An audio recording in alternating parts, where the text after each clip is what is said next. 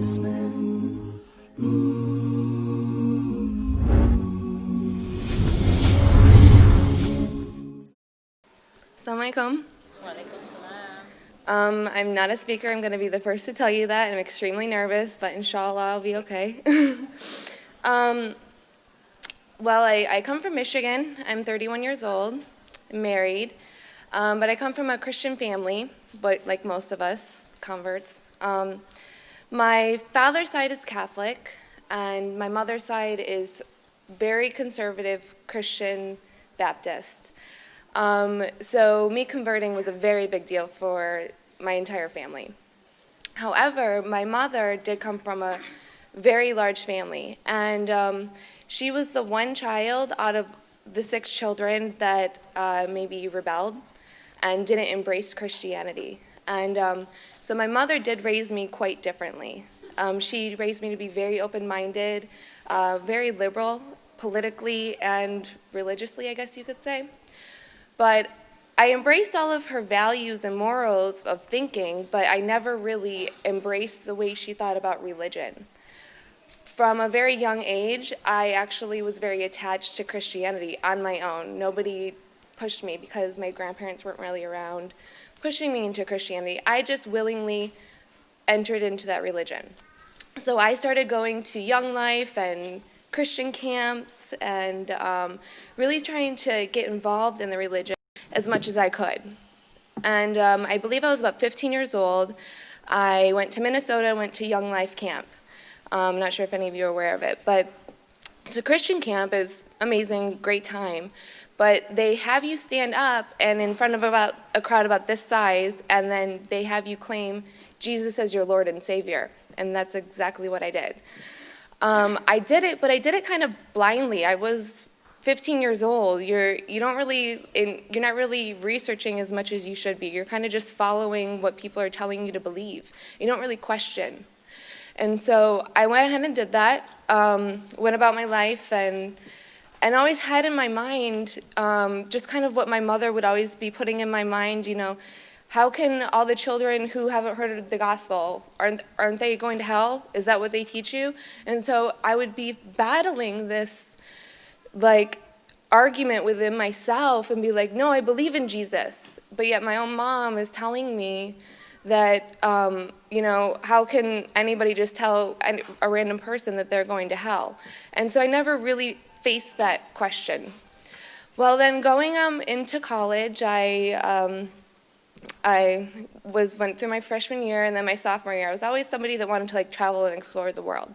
Well, I met some Muslim friends, and some were from Morocco.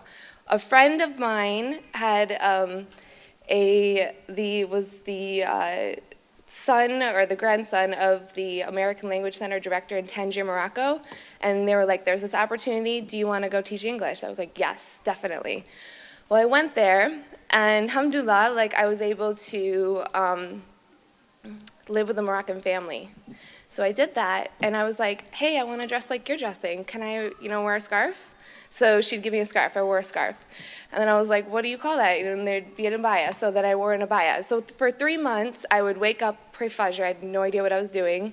And I would put my hijab on. I had no idea why, but I would just do it. And I was excited. I was like, oh, it's a new dress. So I went about my time. I had fun in Morocco. It was an awesome experience. But I never questioned anything they did. Because they spoke Arabic, I spoke English. And so I started learning a little bit of Moroccan Arabic, but you can't communicate. So awesome experience. Came home, went about, my life. I graduated college. I then worked at a bank. Here's where the irony comes in. Even though I lived in a Muslim country, I still had no idea about Islam. I had no idea. But yeah, I worked at a bank, and I was dealing with interest on a day-to-day basis, and something told me to quit.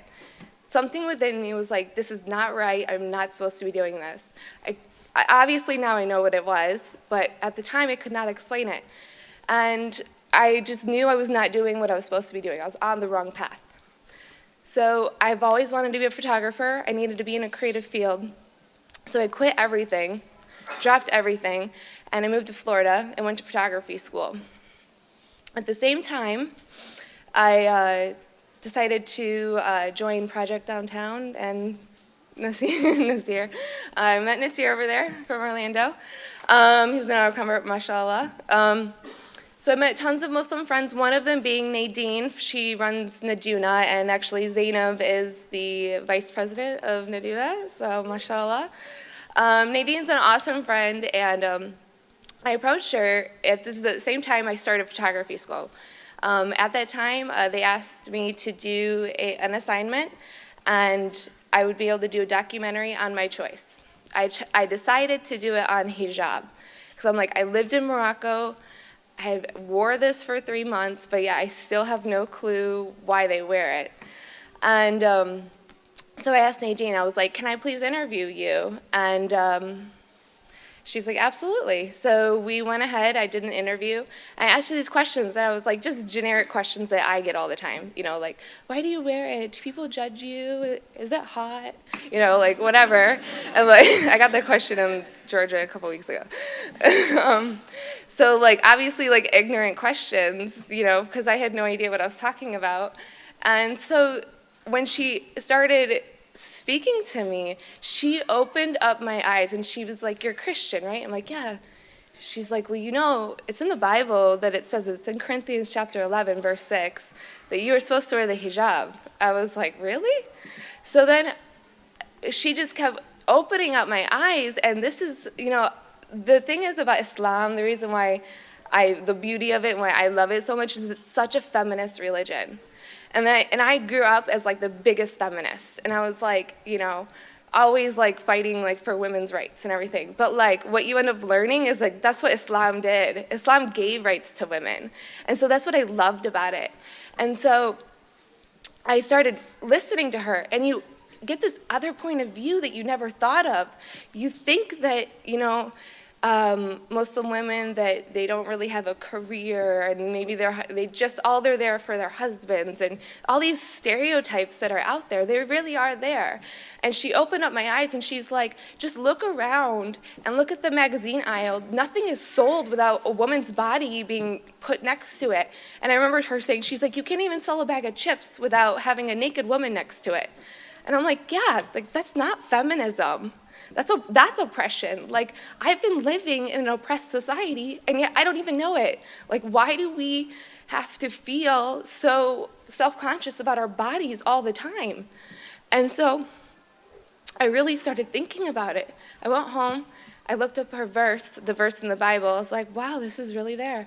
And then from there, I got so interested, and I decided to look in the Quran and what the Quran said about the hijab.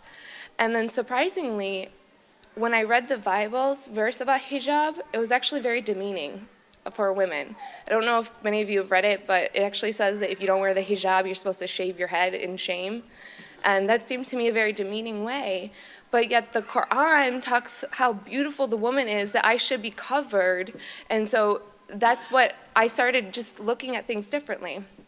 So then I just was so interested. I couldn't like get my hands off of learning about Islam. So then I would read books and read the Quran. I'd watch YouTube videos. Like Yusuf Esses was one of my favorites. So I would just like look at all his YouTube videos. And I did this for about like 3 months. But then I knew I was going to become Muslim. So then I'm like, I'm not ready to take my shahada, but I'm ready to put my hijab on.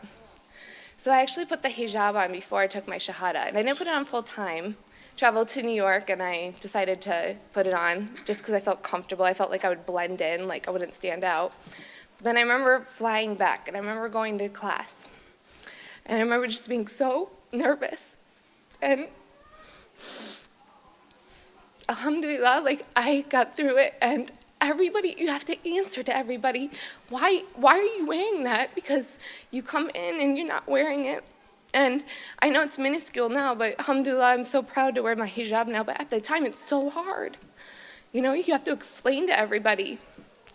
And I did it, but it took so much strength. And then 3 months later, I just kept researching, and I'm like, yes, this is the religion for me. I'm ready to do this. And I remember being alone, and it was July 29th, 2011. It was the Friday before Ramadan at Jummah. I was going to Jummah and everything, but yet I still wasn't Muslim. But I remember sitting next to this lady, and she said, I think you should convert before Ramadan starts. There'll be so many blessings. And so I thought about it, and then I got in my car, and then I was like, yes, this is what I want to do. I'm ready. So I went and grabbed the first woman I could find, and I was like, I want to take my shahada. And so she went and grabbed the first brother, and we went and I took it. And just a sense of peace just came over me when I took my shahada. Allahu Akbar. Allahu Akbar. And since then, it's been a journey. It's definitely been a journey. I believe I was really on the wrong path right away. I was not really praying. You know, no one's there to guide you. Like, you're trying to do things on your own. You're like, I don't know how to pray. I'm going to watch a YouTube video and try. So then you just, like, do the best you can. And then, like, I'm supporting myself living in an apartment alone. So I'm like, okay, well, the Quran says to fast from sunrise. So I'm going on the chart, and I start, like, at the sunrise time, not the fajr. So it's like, you do things wrong, but you, like, do the best you can, you know? And alhamdulillah, like, my family, my mom took it pretty hard, which was actually kind of the irony of it. She had taught me my whole life to be open-minded and accept everybody. And it was so hard for her to accept this. And I believe I had it very easy compared to a lot of converts. Some converts, they are disowned by their families. But my mother, alhamdulillah, after a while, she accepted it, but she would always say, you know, why do you have to wear the hijab? Can't you just take that off? And so I would, and you go through this struggle, even though this is kind of what led me to Islam, the hijab, is I would take it off for my mom. I'd go home to Michigan and I'd take it off. And so you feel like this battle. You're like, I'm trying to be Muslim, but I'm trying to please my family. And so it's just this struggle. But alhamdulillah, like, my family now accepts everything, and I believe I'm on the right path. I'm praying 5 times a day now, so I'm still learning, but alhamdulillah, that's my story.